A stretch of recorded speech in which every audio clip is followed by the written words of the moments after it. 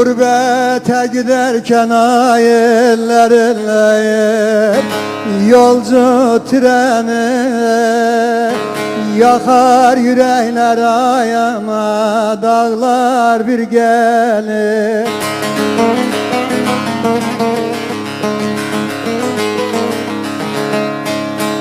Gözünün yaşının eller eller çağlar dururdu, bütün yürekler ayağına, dağlar bir gelir.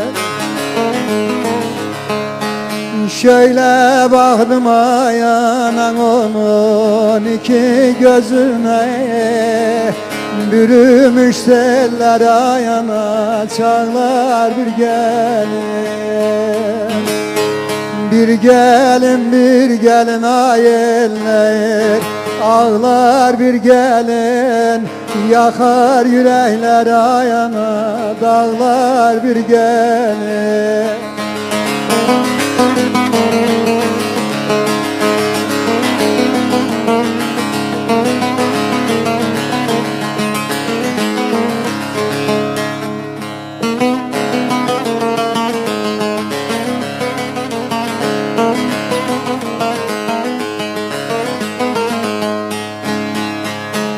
Utanıyor ayellere de evinden arından, bir ah çekse dağlar oynar yerinde.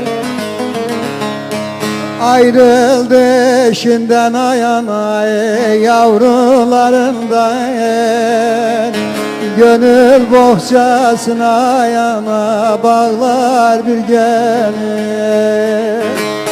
Bir gelin ağlar bir gelin, yakar yürekler anacan, dağlar bir gelin.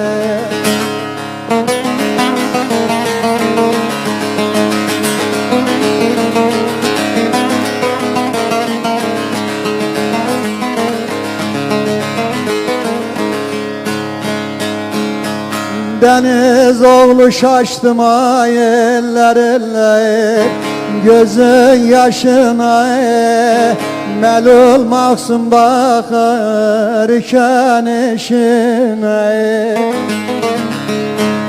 Balalar toplandılar başına, akar gözyaşlar anacan, çağlar bir gelir. Balalar sızılaşır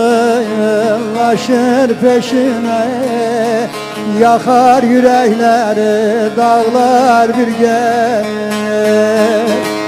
Bir gelin ağlar bir gelin, yakar yürekler yener bey, dağlar bir gelir.